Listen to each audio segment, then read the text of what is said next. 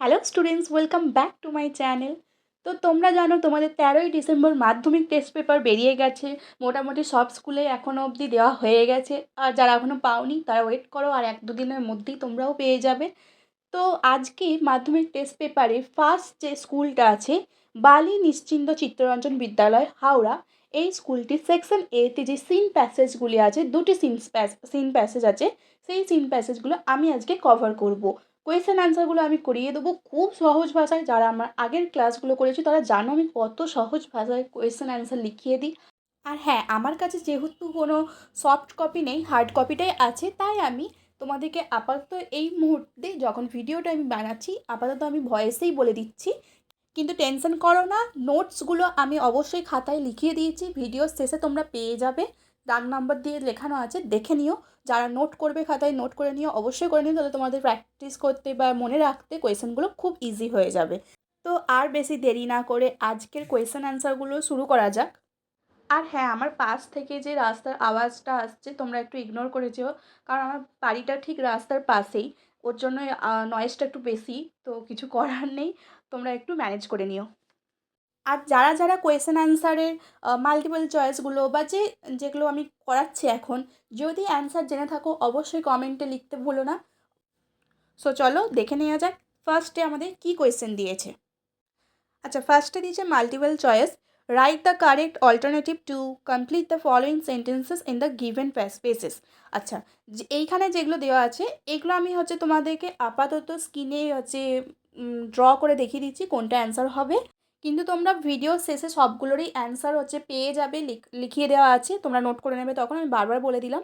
আচ্ছা, তো প্রথম কোয়েশ্চেন কি দিয়েছে, the big half moon looked lovely during, মানে হলো বিগ হাফ মুনটা কখন দেখতে সুন্দর লাগতো, স্প্রিংয়ে নাকি সামার নাকি অটাম নাকি উইন্টার। তো দেখো এখানে কারেক্ট অ্যান্সার হবে সামার। তো কারেক্ট অ্যান্সার হয়ে গেলো অপশন বি। এরপরে আছে the narrator and his playmates pretended to be, pretended মানে হচ্ছে অভিনয় করা, তাহলে হচ্ছে ন্যারেটর মানে যে গল্পটা লিখছেন সে আর তার বন্ধুরা কি খেলার অভিনয় করতো, রবার্স, অ্যাডভেঞ্চার্স, মাউন্টেনার্স, আর শিপরেকেড ম্যারিনার্স। শিপরেকেড ম্যারিনার্স মানে হলো জাহাজডুবি নাবিকদের মতো, ঠিক আছে? তাহলে এটাই অপশন ডিটাই কারেক্ট অ্যান্সার। তারপরে আছে the part of the narrator's body that when through the kite was his, মানে হলো যে ন্যারেটরের কোন বডি পার্টটা ঘুড়িটার মধ্যে ঢুকে গিয়েছিল, এলবো, অ্যাঙ্কেল, নি, ফিঙ্গার্স। অপশন এ হলো কারেক্ট অ্যান্সার, এলবো। তারপরে দেখো the narrator of the text is, এই যে মানে গল্পটা বলছে কে ন্যারেটর এখানে, এখানে ডিক নাকি মিমি নাকি ফিলিপ্পা নাকি ক্লড। এখানে option C correct answer, Philippa. তারপরে আছে দেখো দ্য কাইট ওয়াজ মেন্ডেড উইথে, মানে ওই ঘড়িটাকে জোড়া হয়েছিল কি দিয়ে, option A red paper, option B letter, option C leaflet, option D newspaper. তাহলে option B correct answer, letter. এরপরে আছে complete the following sentences with information from the text, যেই টেক্সটটা দিয়ে দিয়েছে সেখান থেকে তোমাকে এরপরে এটা কমপ্লিট করতে হবে এই সেন্টেন্সগুলো। First the visitors to the island last summer were, last সামারে কারা গিয়েছিল ওই আইল্যান্ডে ভিজিট করতে, ওই ডিক অ্যান্ড মিমি। তোমরা টেক্সট থেকে দেখে নেবে, আমি লাস্টে তো বলেই দিয়েছি যে অ্যান্সার লিখিয়ে দেওয়া আছে খাতাতে, তখন তোমরা নোট করে নিতে পারবে। তারপরে আছে the name of the lighthouse was, light হাউসটার নাম কী ছিল? অবশ্যই যারা কোয়েশ্চেন আনসার করতে পারছো তারা কমেন্ট করতে ভুলো না। আচ্ছা, তো ওই লাইট হাউসটার নাম ছিল big half moon lighthouse. তারপরে আছে they hurried to fix the kite because, তারা ওই ঘড়িটা সারানোর জন্য তাড়াহুড়ো করছিল কেন, কারণ তারা they wanted to fly the kite before the wind fell, কারণ হলো বাতাস কমার আগে তারা ঘুড়ি ওড়াতে চেয়েছিল। আচ্ছা, এরপরে আছে ট্রু ফলস। ট্রু ফলসের ফার্স্টে কী দিয়েছে, in summer the island is rough and Windy, মানে গ্রীষ্মে আইল্যান্ডটা কেমন থাকে না, রুক্ষ এবং বাতাসহীন বলছে, এটা তো থাকেনি, বাতাসহীন একদম না, হালকা ছিল। কারণ কী ছিল যে স্টেটমেন্টটা, the harbour is blue and calm with little wind, ঠিক আছে? তাহলে এরপর নেক্সটটা আছে, তাহলে ফলস হয়ে গেল। আর এর পরেরটা এটা আছে, the names of Claude and Philippa were written on the kite. আচ্ছা, ওদের ক্লড আর ফ্লিপ্পা ওদের নামটা কাইটটার উপরে লিখেছিল, হ্যাঁ একদম ঠিক। এর সাপোর্টিং স্টেটমেন্ট তোমরা দেবে had written our names full on it, ক্লডলিটি অ্যান্ড ফ্লিপালিটি, পুরো নামটাই তারা লিখেছিল। এরপর দেখো একটা পোয়েমের সিন প্যাসেজ দিয়েছে। এইখানে এই যে পোয়েমটা দেওয়া হয়েছে এটা তোমাদের টেক্সটের লেসন 2-তে পাবে, ফেবেল, লিখেছে R.W. এমারসন, পেজ নাম্বার 12-এ পেয়ে যাবে, দেখে নিও একবার। আচ্ছা, তোমরা যেহেতু পড়েছো তাহলে এরপর কোয়েশ্চেন অ্যান্সারগুলো করা যাক। ফার্স্টে দেখো কোয়েশ্চেনটা দিয়েছে, এগুলো সব মাল্টিপল চয়েসই দিয়েছে আবার।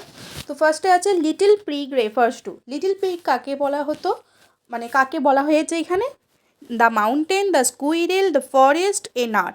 এখানে দ্য স্কুইরেলকে বলা হয়েছিল, কাঠবিড়ালিটাকে বলা হয়েছিল। The mountain is very wise, quite lovely, very big, very pretty. কেমন ছিল মাউন্টেনটা? খুব বড় ছিল, ভেরি বিগ, তাহলে অপশন সি হয়ে গেল right answer. The quarrel was between, ঝগড়াটা কাদের মধ্যে হয়েছিল?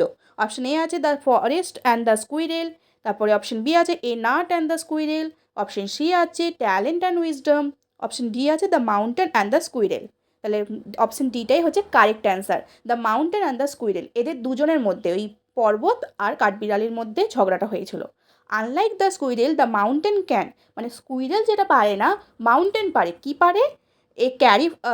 Carry forest on it's back, মানে তার পিঠেতে ওই জঙ্গল বহন করতে পারে। ক্র্যাক এ নাট, নাট ভাঙতে পারে। মুভ অ্যাবাউট হ্যাপিলি মুভ করতে পারে। মেক এ স্পেয়ার, জায়গা তৈরি করতে পারে। এগুলো তো একটাও নয়, হচ্ছে carry forest on it's back হবে, মানে মাউন্টেন তার পিঠে জঙ্গলকে বহন করতে পারে। এবার অপশন বিয়েতে আছে অ্যান্সার দ্য ফলোয়িং কোয়েশ্চেন।